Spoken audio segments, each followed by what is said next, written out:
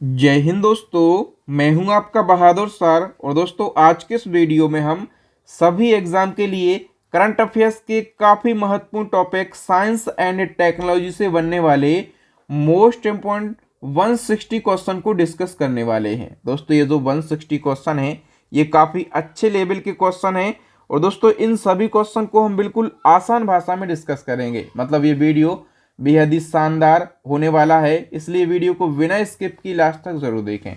Number first हमारा question है, दुनिया की पहली कैंसर वैक्सीन किस देश ने विकसित करी है। दोस्तों, दुनिया की पहली कैंसर वैक्सीन है और इसको रसिया देश के द्वारा विकसित किया गया है। ये काफी महत्वपूर्ण क्वेश्चन है। नंबर सेकेंड क्वेश्चन, भारत अपना चंद्रयान 4 मिशन किस वर्ष तक लॉन्च करेगा। तो भारत का जो चंद्रयान 4 मिशन है 2027 तक लॉन्च होने वाला है और जो इसरो के चीफ हैं इनने इसकी घोषणा कर दी है। नंबर थर्ड क्वेश्चन है, ग्लोबल इंडिया एआई समिट 2024 की मेजबानी किस देश ने करी है। अपने देश भारत ने। इसका आयोजन देश की राजधानी नई दिल्ली में हुआ है और इसका आयोजन केंद्रीय इलेक्ट्रॉनिक और सूचना प्रौद्योगिकी मंत्रालय ने किया है। बताओ, भारत ने किस वर्ष तक अंतरिक्ष में खुद का पहला स्पेस स्टेशन बनाने का लक्ष्य रखा है। तो भारत का जो खुद का अंतरिक्ष स्टेशन है या फिर स्पेस स्टेशन है ये 2025 तक बनकर तैयार हो जाएगा। ठीक है। नेक्स्ट क्वेश्चन, किस राष्ट्रीय उद्यान में कृत्रिम गर्भाधान के माध्यम से ग्रेट इंडियन बस्टर्ड के बच्चे का जन्म हुआ है। तो मरु राष्ट्रीय उद्यान जो कि राजस्थान में है। ठीक है, यहाँ पर कृत्रिम गर्भाधान के माध्यम से ग्रेट इंडियन बस्टर्ड के बच्चे का जन्म हुआ है। नेक्स्ट वन की हम बात करें तो नेक्स्ट हमारा क्वेश्चन है, कृत्रिम वर्षा के लिए अपनी तरह का पहला क्लाउड चैम्बर कहाँ पर निर्मित किया जा रहा है। दोस्तों, ये पुणे के भारतीय उष्णकटिबंधीय मौसम विज्ञान संस्थान में विकसित किया जा रहा है। दुनिया की सबसे गहरी प्रयोगशाला कहाँ पर बनाई गई है। चाइना में बनाई गई है। ठीक है, और ये जो दुनिया की सबसे गहरी प्रयोगशाला है ये चाइना की सिचुआन प्रांत में बनाई गई और ये प्रयोगशाला ब्रह्मांड के सबसे बड़े अनसुलझे रहस्य डार्क मैटर को स्टडी करने के लिए बनाई गई है, याद रखना। और इसी क्रम में दोस्तों, विश्व की सबसे ऊंची खगोलीय वेधशाला का उद्घाटन कहाँ पर किया गया। जापान में। ठीक है, तो जापान की राजधानी टोक्यो में विश्व की सबसे ऊंची खगोलीय वेधशाला का उद्घाटन किया गया है और इस वेधशाला को नाम दिया गया है आटाकामा वेधशाला और इसकी ऊंचाई है 16,570 फीट। जो एक्स्ट्रा फैक्ट मैं आपको बताता हूं ये भी आपको याद रखना है। नेक्स्ट है, किस देश के वैज्ञानिकों ने रोबोटिक चेहरे पर जीवित त्वचा ऊतक जोड़कर उनके मुस्कुराने का तरीका विकसित कर लिया है। तो जो रोबोट होते हैं उन पर जीवित त्वचा का ऊतक जोड़कर मुस्कुराने का तरीका विकसित कर लिया है जापानी वैज्ञानिकों ने।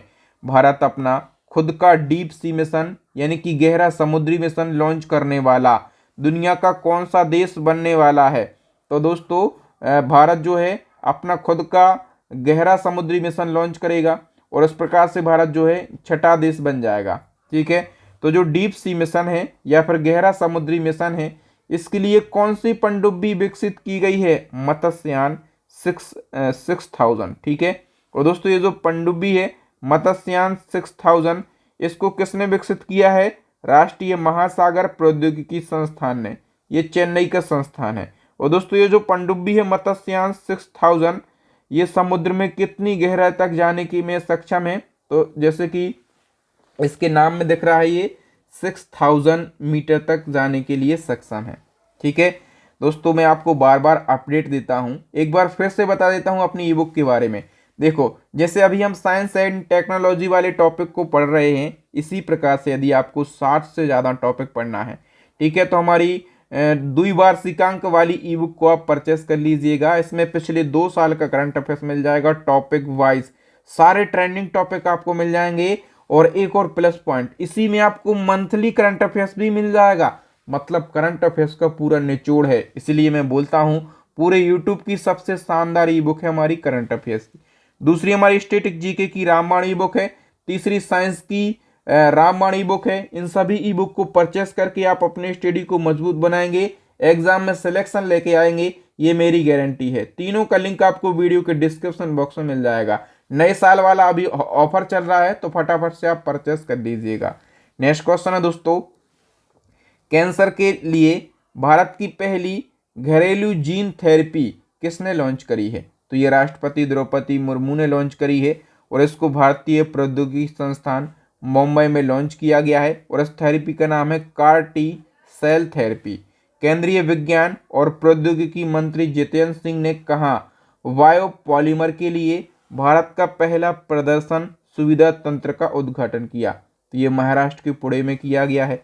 किस मंत्रालय ने थीमेटिक हब की स्थापना की घोषणा करी है?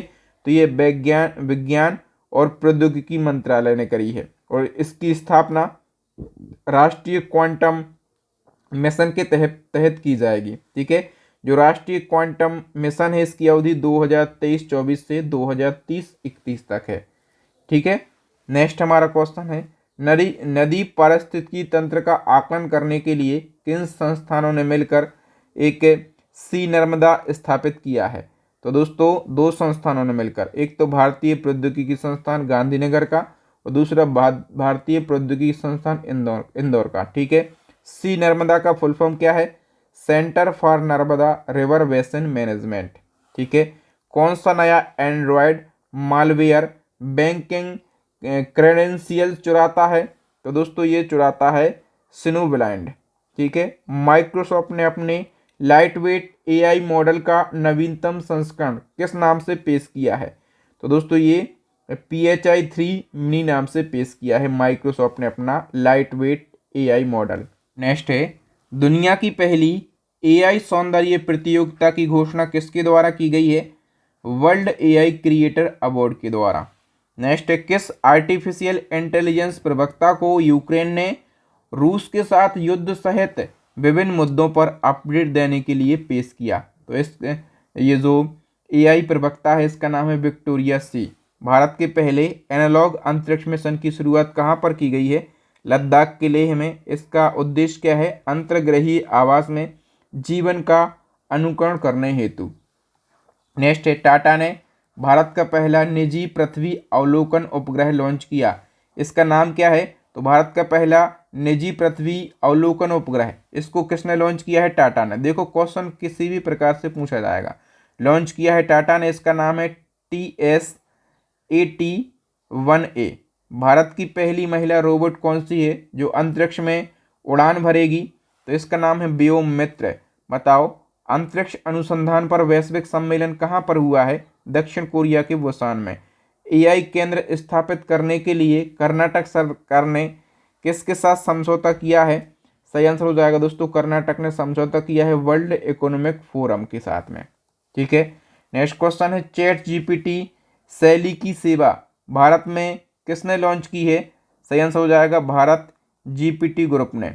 इसे हनुमान नाम दिया गया है। क्या? हनुमान। इसरो के राष्ट्रीय रिमोट सेंसिंग केंद्र के साथ किसने मिलकर राष्ट्रीय राजमार्गों के लिए ग्रीन कवर इंडेक्स विकसित किया है?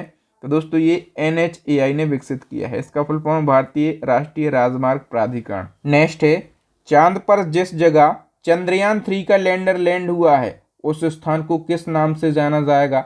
तो दोस्तों उस स्थान को शिव शक्ति पॉइंट के नाम से जाना जाएगा। चंद्रयान 3 की सॉफ्ट लैंडिंग के बाद मोदी जी ने 3 बड़ी घोषणाएं करी हैं। एक घोषणा क्या है? 23 अगस्त को चंद्रयान 3 की सॉफ्ट लैंडिंग हुई है चंद्रमा के साउथ पोल पर। ठीक है, तो कब हुई है? 23 अगस्त को। तो अब से हर साल 23 अगस्त को राष्ट्रीय अंतरिक्ष दिवस यानी कि नेशनल स्पेस डे मनाया जाएगा।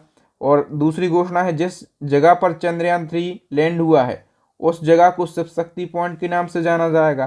तीसरी घोषणा, जहां पर चंद्रयान 2 ने अपने पद चिन्ह छोड़े थे, ठीक है, उस स्थान को तिरंगा पॉइंट के नाम से जाना जाएगा। तीनों घोषणाएं याद रखना।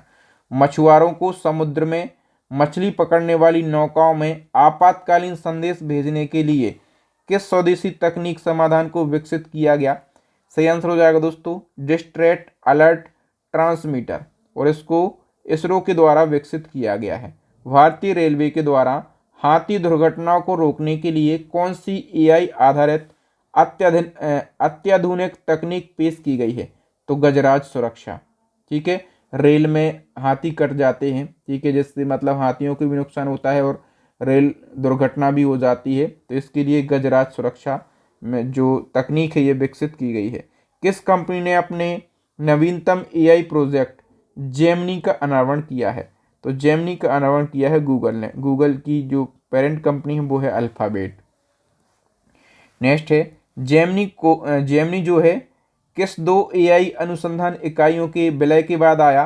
तो जो जेमिनी है, अभी आप लोग मोबाइल देखेंगे तो जेमिनी जो है आपके मोबाइल में अपने आप आ गया है, ठीक है। तो ये डीप माइंड और गूगल ब्रेन इन दो इकाइयों के विलय के बाद आया है। किन कंपनियों ने मिलकर ओपन सोर्स एआई विकास को बढ़ावा देने के लिए एआई अलायंस लॉन्च किया? तो ये मेटा और आईबीएम। मेटा क्या है? फेसबुक का नया नाम है, और आईबीएम मतलब इंटरनेशनल बिजनेस मशीन। दुनिया का पहला चौथी पीढ़ी का परमाणु रिएक्टर कहाँ पर चालू हुआ है?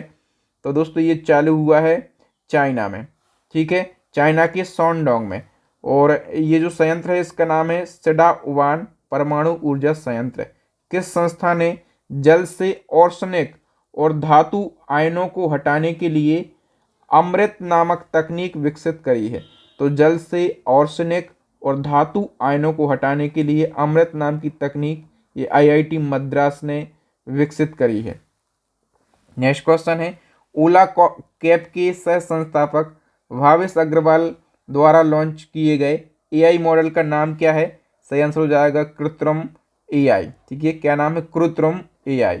इसको कृत्रिम सी डिजाइन कंपनी के द्वारा लॉन्च किया गया। एआई संचालित भारतीय भाषा अनुवाद टूल का नाम क्या है जो भाषण के रियल टाइम अनुवाद के लिए उपयोग किया जाता है? तो इसका नाम है भाषणी।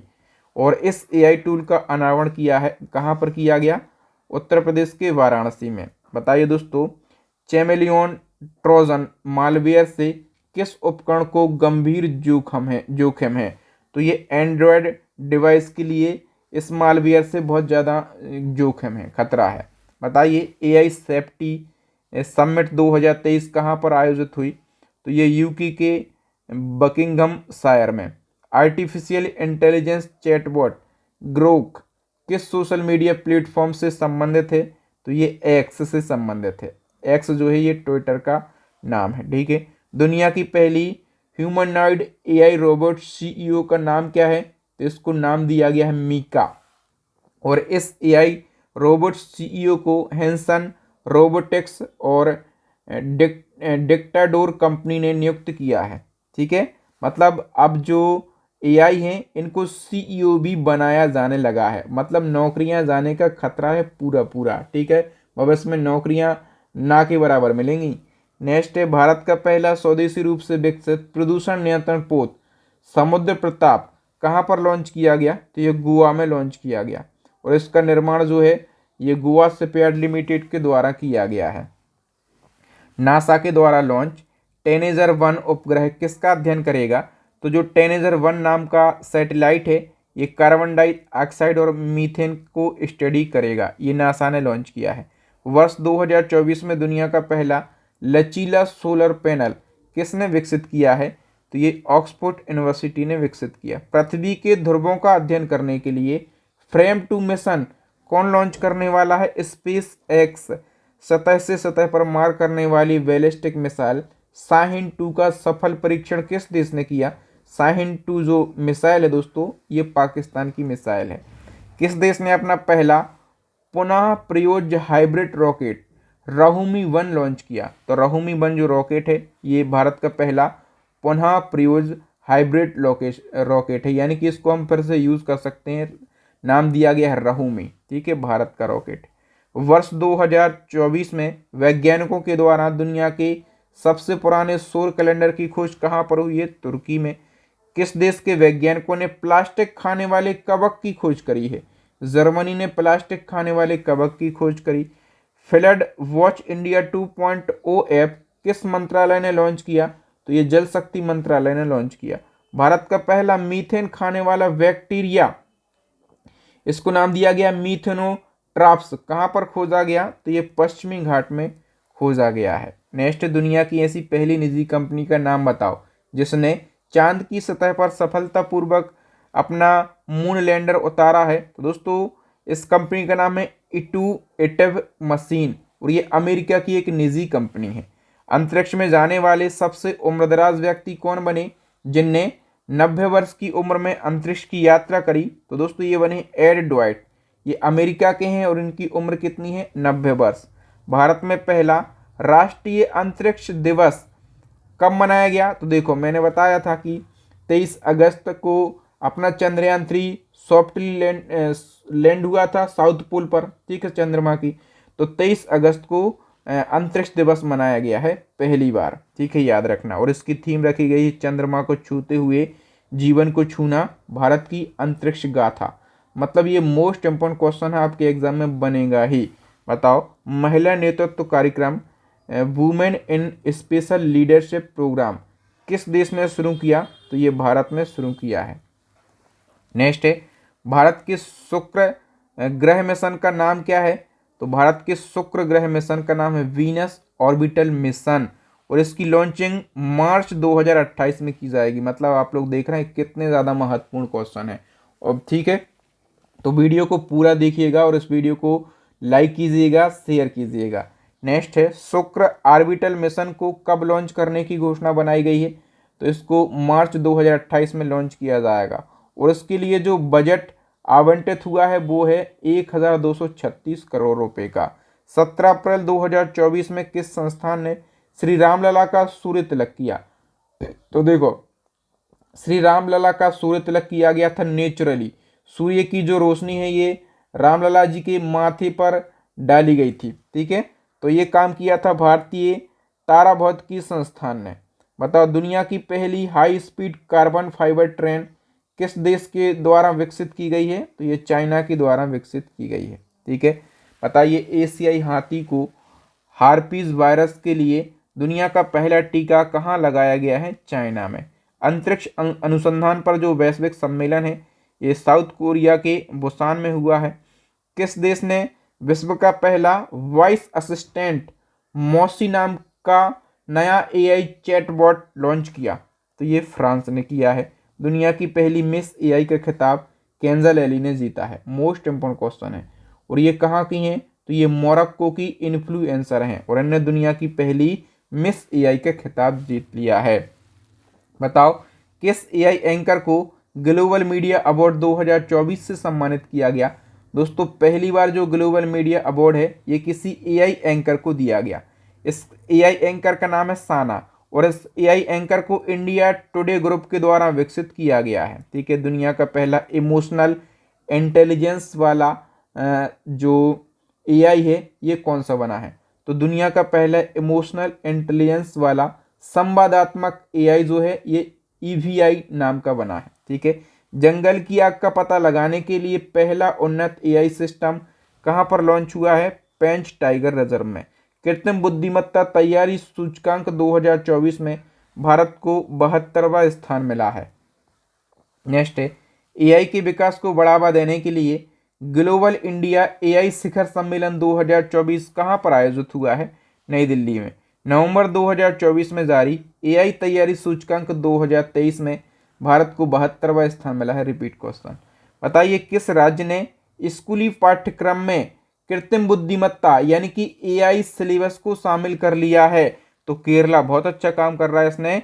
स्कूली मतलब सोच रहे हैं स्कूली बच्चों के लिए जो है सिलेबस में एआई को शामिल कर लिया है, ठीक है। बताइए किसके द्वारा एआई एंकर कृषि मतलब कृषि और भूमि लॉन्च करने की घोषणा की गई है?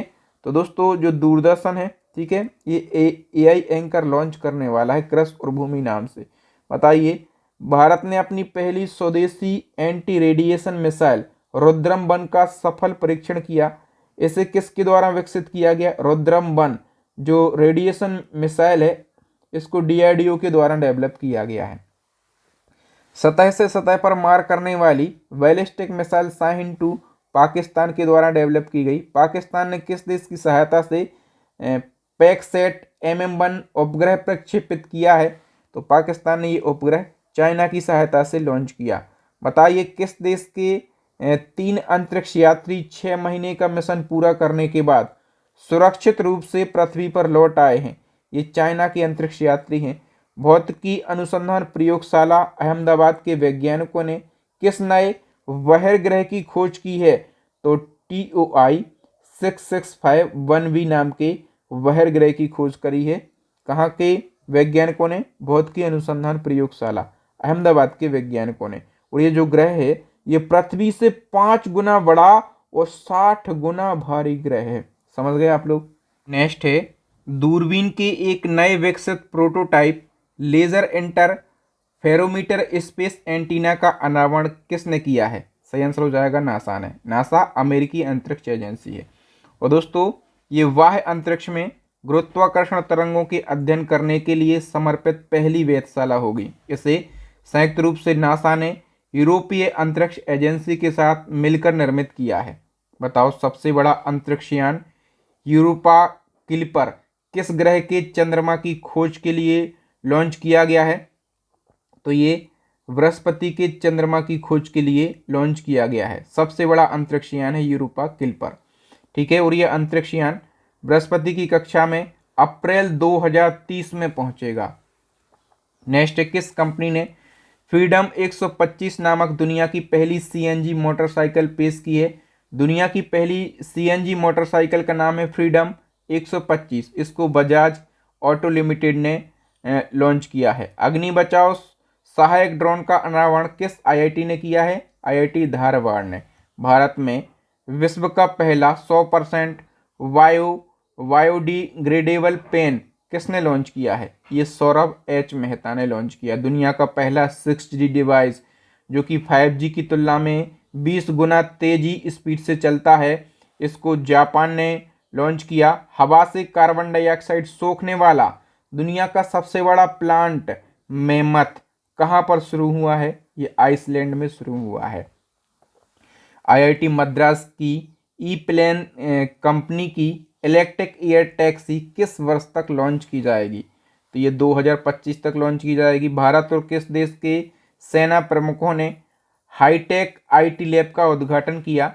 तो भारत और उज्बेकिस्तान के सेना प्रमुखों ने। वैज्ञानिक और औद्योगिक अनुसंधान परिषद ने भारत की सबसे बड़ी जलवायु घड़ी का अनावरण किस स्थान पर किया? दोस्तों भारत की सबसे बड़ी जलवायु घड़ी का जो अनावरण है ये CSIR के हेडक्वार्टर पर हुआ है और ये एक संस्थान है नई दिल्ली में। ठीक है, याद रखना ये भारत की सबसे बड़ी जलवायु घड़ी है। इस क्वेश्चन में आप 5 स्टार मार्क करो, पूछा जाएगा।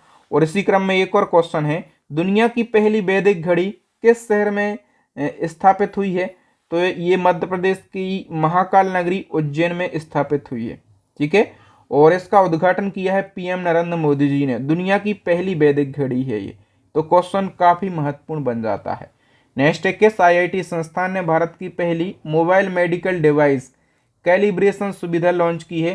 तो ये IIT मद्रास ने लॉन्च की। किसके द्वारा वैश्विक मिशन शक्ति सेट लॉन्च किया गया? ये स्पेस किड्स इंडिया के द्वारा लॉन्च किया गया। एशिया की सबसे बड़ी और दुनिया की सबसे ऊंची मेजर एटमॉस्फेरिक चेरेनकोव एक्सपेरिमेंट वेधशाला का उद्घाटन किया गया। तो दोस्तों ये लद्दाख के हानले में किया गया। भारत ने अपना पहला पुनः प्रयोग यानी कि रीयूजेबल हाइब्रिड रॉकेट लॉन्च किया। इसका नाम है रहुमी 1। ठीक है, याद रखना इसको। मतलब ये ऐसा रॉकेट है जिसको हम फिर से यूज कर सकते हैं। लॉन्च किया और वो वापस आएगा और उसको हम फिर से यूज कर सकते हैं रहुमी 1 को। किस संस्थान ने सूर्य के रहस्यों की गहराई तक जाने के लिए, सूर्य के वातावरण के चुंबकीय क्षेत्र का अध्ययन करने के लिए नए तरीके खोजे हैं? तो दोस्तों ये खोजे हैं भारतीय खगोल भौतिकी संस्थान ने। किस IIT ने त्वरित रोग पहचान करने वाले नैनो सेंसर का आविष्कार किया? त्वरित रोग पहचान करने वाला जो नैनो सेंसर है IIT जोधपुर ने इसको विकसित किया है। बताइए, पृथ्वी का सबसे बड़ा digital camera legacy survey of space and time का निर्माण किस देश ने किया है? अमेरिका ने। टाटा ने भारत का पहला निजी पृथ्वी अवलोकन उपग्रह लॉन्च किया। इसका नाम है TSAT-1A। बताइए, किस राज्य ने भारत का पहला सरकारी स्वामित्व वाला OTT प्लेटफॉर्म लॉन्च किया? दोस्तों सरकारी स्वामित्व वाला भारत का पहला OTT प्लेटफॉर्म, ठीक है, और इस प्लेटफॉर्म को नाम दिया गया है सी स्पेस। क्या? सी स्पेस। इसको केरला ने लॉन्च किया। गूगल ने अपने चैटबॉट वर्ड का नया नाम क्या कर दिया है? सही आंसर हो जाएगा जेमिनी। आप मोबाइल ओपन करना, आपके ऐप में मतलब आपके मोबाइल में जेमिनी नाम का ऐप जरूर मिल जाएगा। बताओ भारत के आगामी अंतरिक्ष स्टेशन का नाम क्या है? सही आंसर हो जाएगा भारतीय अंतरिक्ष स्टेशन, या फिर इसको BAS-1 नाम दिया गया है। ठीक है। स्पेस एक्स के पोलारिस डॉन मिशन के बाद कौन सा कैप्सूल सुरक्षित रूप से पृथ्वी पर लौट आया है? तो ये क्रू ड्रैगन भी लौट आया है। ठीक है। बताइए पोलारिस डॉन मिशन के दौरान कौन सी महत्वपूर्ण घटना हुई है? तो पहली व्यावसायिक स्पेस वॉक हुई है। किस देश ने चांद्रयान-1 उपग्रह लॉन्च किया? ईरान ने। किसने चंद्रमा पर मैग्मा महासागर का सबूत प्रस्तुत किया है? तो ये चंद्रयान-1 का जो प्रज्ञान रोवर है, इसने चंद्रमा पर मैग्मा महासागर होने का सबूत प्रस्तुत किया है। भारत ने किस ड्रोन को 1000 किलोमीटर की रेंज के साथ पेश किया? सेंस हो जाएगा स्वदेशी कामिकाजे ड्रोन के लिए। ये जो ड्रोन है ये राष्ट्रीय एरोस्पेस प्रयोगशालाओं के द्वारा पेश किया गया है।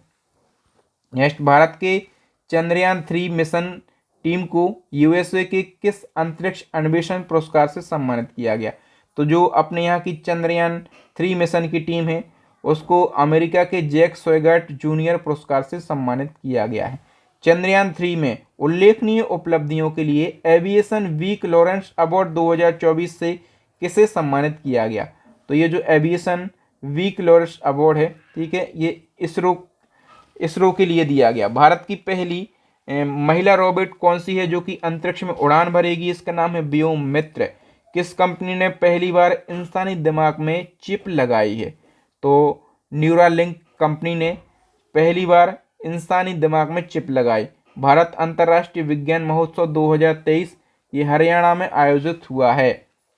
हाल ही में भारत का पहला एक्सरे पॉलीमर उपग्रह किसने लॉन्च किया? इसरो ने। भारत के पहले सेप्टिक टैंक सफाई रोबोट का क्या नाम है? होमो सेफो 2M। किसने नए विकसित मानव संवर्धन अंतरिक्ष यान, इसको बोइंग स्टारलाइनर कहा जा रहा है, इसकी पहली महिला पायलट बनकर किसने इतिहास रचा है? सही आंसर हो जाएगा सुनीता विलियम्स ने। सुनीता विलियम्स भारतीय मूल की हैं और नासा अंतरिक्ष यात्री हैं। बताइए अंतर्राष्ट्रीय अंतरिक्ष स्टेशन के नए कमांडर कौन बन गए हैं? तो ये सुनीता विलियम्स बन गई हैं। ठीक है, दोनों क्वेश्चन आपको याद रखना है। बताओ किस देश के स्वास्थ्य मंत्री ने भारी बारिश के बाद हैजा महामारी की घोषणा करी? तो सूडान के स्वास्थ्य मंत्री ने। किस देश ने स्टारलिंक को टक्कर देने के लिए पहला सैटेलाइट समूह नेटवर्क लॉन्च किया है? चाइना ने। इसरो का नवीनतम पृथ्वी अवलोकन उपग्रह EOS-08 किसके द्वारा लॉन्च किया गया?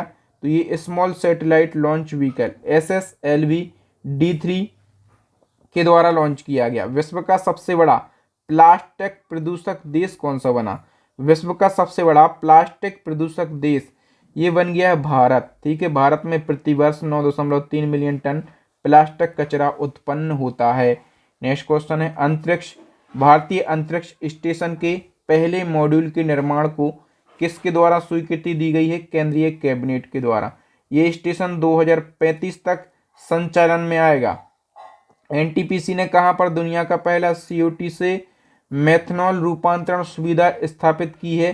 तो ये मध्य प्रदेश के विंध्याचल संयंत्र में।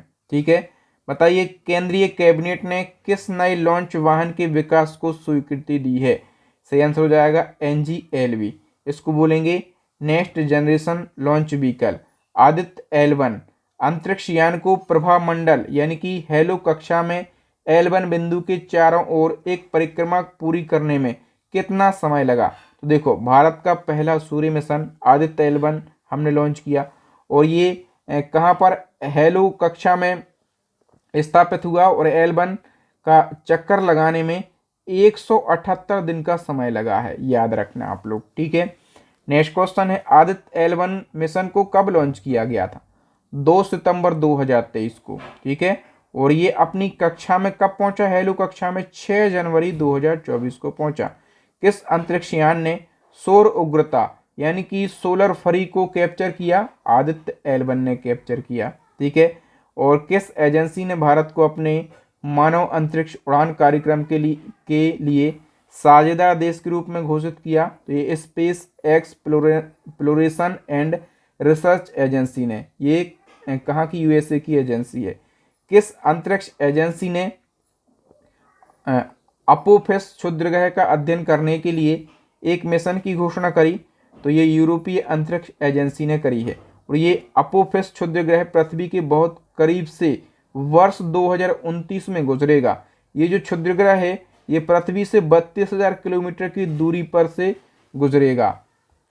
नेक्स्ट है, जलवायु परिवर्तन पर बादलों के प्रभाव का अध्ययन करने के लिए अर्थ केयर उपग्रह किसके द्वारा लॉन्च किया गया?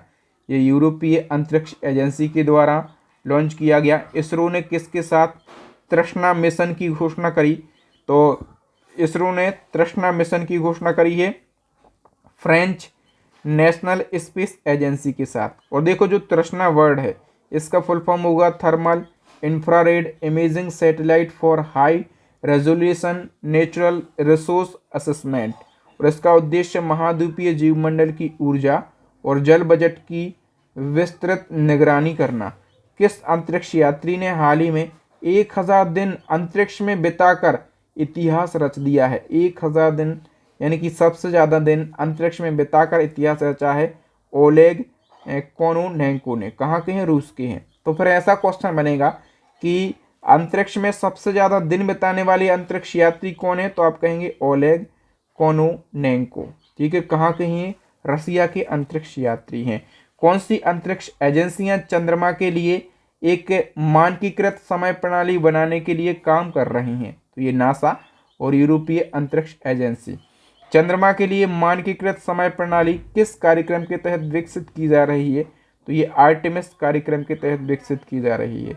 वायुगतिकीय डिजाइन और विश्लेषण के लिए प्रवाह सॉफ्टवेयर किसके द्वारा विकसित किया गया? तो ये विक्रम साराभाई अंतरिक्ष केंद्र के द्वारा विकसित किया गया है प्रवाह नाम का सॉफ्टवेयर। चाइना के किस यान ने चंद्रमा के सुदूर हिस्से पर सफलतापूर्वक लैंडिंग की है? तो ये चांग E6 ने लैंडिंग करी। और देखो मैं पूरा प्रयास करता हूं कि ये कब का अपडेट है वो लिखूं। देखो ये 2 जून का अपडेट है ताकि आपको ये भी पता चल सके कि कौन सा करंट अफेयर्स कब का है और हमें कितना जोर लगा के पढ़ना है। ठीक है। हमें वो पढ़ना कितना ज़्यादा ज़रूरी है। ठीक है। तो मैं पूरा प्रयास करता हूँ अपना बेस्ट देने का। आप लोगों से भी मैं यही आशा करता हूँ कि यदि आपको कंटेंट की क्वालिटी अच्छी लग रही है तो वीडियो को लाइक कीजिएगा और इस वीडियो को ज़्यादा से ज़्यादा लोगों तक शेयर कीजिएगा ताकि वो भी इसका फ़ायदा उठा सकें। तो प्लीज़ वीडियो को लाइक और इसी प्रकार की वीडियो पाने के लिए चैनल को सब्सक्राइब जरूर करना है। नेक्स्ट है, इसरो ने किसके साथ मिलकर सफलतापूर्वक PS4 3D मुद्रित रॉकेट इंजन का निर्माण करके स्पेस टेक्नोलॉजी में एक मील का पत्थर हासिल किया है? तो इसरो ने यह काम किया है विप्रो 3D के साथ में मिलकर। इसरो द्वारा किस पुनः प्रयोज्य लॉन्च व्हीकल यानी कि रीयूजेबल लॉन्च व्हीकल की तीसरी और अंतिम लैंडिंग की है? तो सही आंसर हो जाएगा पुष्पक की। किस देश ने सफलतापूर्वक पहला अंगारा A4 स्पेस रॉकेट लॉन्च किया? तो सही आंसर हो जाएगा दोस्तों ये रूस देश ने किया है। नेक्स्ट है, अंतरिक्ष पर्यटक के रूप में अंतरिक्ष में जाने वाले पहले भारतीय कौन बने हैं? तो ये गोपी थोटाकुरा बने हैं। और जो गोपी थोटाकुरा हैं ये ब्लू ओरिजिन के NS-25 मिशन का हिस्सा थे। ब्लू ओरिजिन जो एजेंसी है इसको किसने स्थापित किया था? जेफ बेजोस के द्वारा इसको स्थापित किया गया। चंद्रमा की परिक्रमा करने वाली दुनिया की पहली महिला अंतरिक्ष यात्री कौन बनेंगी? ये क्रिस्टीना कोच बनेंगी। इसरो के अध्यक्ष S सोमनाथ के अनुसार भारत ने कब तक मलबा मुक्त अंतरिक्ष स्टेशन मिशनों को प्राप्त करने का लक्ष्य रखा? 2030 तक। बताओ अंतरिक्ष मलबे से निपटने के लिए किन देशों ने दुनिया का पहला लकड़ी उपग्रह लॉन्च किया है? दुनिया का ऐसा पहला उपग्रह जो कि लकड़ी का है, ठीक है, ये जापान ने लॉन्च किया है। और इस लकड़ी उपग्रह का नाम है लिंगोसैट। क्या? लिंगोसैट। और इसे मैग्नोलिया लकड़ी से बनाया गया है। पूछा जाए किस पेड़ की लकड़ी से? तो मैग्नोलिया लकड़ी से बनाया गया। किस अंतरिक्ष एजेंसी ने मंगल ग्रह पर बर्फ की खोज करी है? तो जो यूरोप की एजेंसी है ESA, इसने मंगल ग्रह पर बर्फ की खोज करी। किस देश ने ब्रह्मांडीय घटनाओं का अवलोकन करने के लिए नया उपग्रह आइंस्टीन प्रोब लॉन्च किया? तो ब्रह्मांडीय घटनाओं को स्टडी करने के लिए चाइना ने एक सैटेलाइट लॉन्च किया है। इस सैटेलाइट का नाम है आइंस्टीन प्रोब। कौन सा संगठन चंद्रमा पर कुशल पेलोड परिवहन के लिए पहला चंद्र रेलवे प्रणाली विकसित करने की योजना बना रहा है? तो ये कौन सा संगठन बना रहा है? नासा। नेक्स्ट, चंद्रमा पर कुशल परिवहन प्रणाली प्रदान करने के लिए कौन सी परियोजनाएं शुरू की गई हैं? तो ये flexible levitation on a track परियोजना, इसको क्या कहा जा रहा है? फ्लोट। ठीक है, इस परियोजना को। दुनिया का पहला 3D रॉकेट किस कंपनी के द्वारा लॉन्च किया गया? तो दुनिया का पहला 3D रॉकेट ये अग्निकुल कंपनी के द्वारा लॉन्च किया गया है और ये चेन्नई की कंपनी है अग्निकुल कॉस्मोस कंपनी इसका पूरा नाम है। दुनिया का पहला 3D रॉकेट इसी ने लॉन्च किया और जो दुनिया का पहला 3D रॉकेट है इसका नाम है अग्निबाण और इसका जो इंजन है इसको नाम दिया गया अग्निलेट और लॉन्चिंग हुई है सतीश धवन स्पेस सेंटर से। नेक्स्ट है, भारत के पहले मानव अंतरिक्ष मिशन गगनयान के लिए कितने अंतरिक्ष यात्रियों के नाम घोषित किए गए हैं? जो भारत का पहला मानव अंतरिक्ष मिशन है, ठीक है, इसको गगनयान नाम दिया गया है और इसके लिए 4 अंतरिक्ष यात्रियों के नाम घोषित हुए हैं।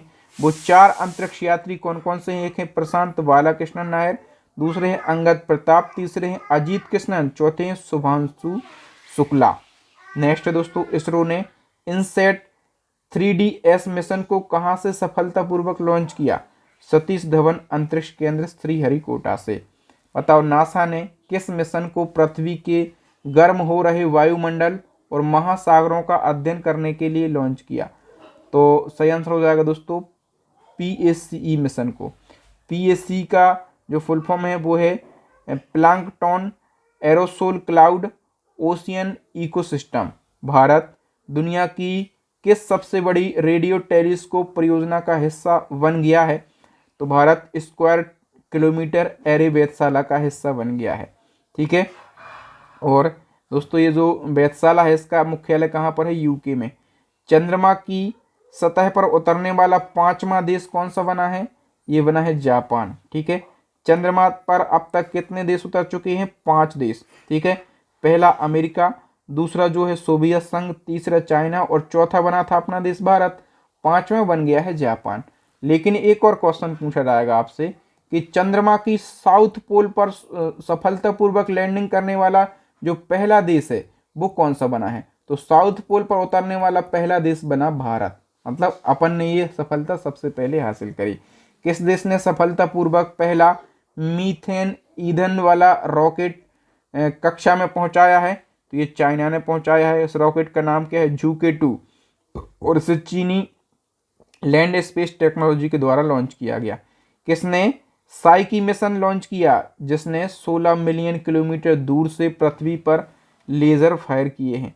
तो साइकी मिशन नासा ने लॉन्च किया और 13 अक्टूबर 23 को ये लॉन्च हुआ था। ये किस धात्विक क्षुद्रग्रह का अध्ययन करता है? तो ये 16 साइकी का अध्ययन करता है। नेक्स्ट है, हाल ही में खोजी गई दूसरी सबसे शक्तिशाली ब्रह्मांडीय किरणों का नाम क्या है? दूसरी सबसे शक्तिशाली ब्रह्मांडीय किरणों को नाम दिया गया है अमाटेरसु। चंद्रयान 3 के लॉन्चिंग के काउंटडाउन को आवाज देने वाली इसरो की वैज्ञानिक एन बालारमथी का निधन हो गया है।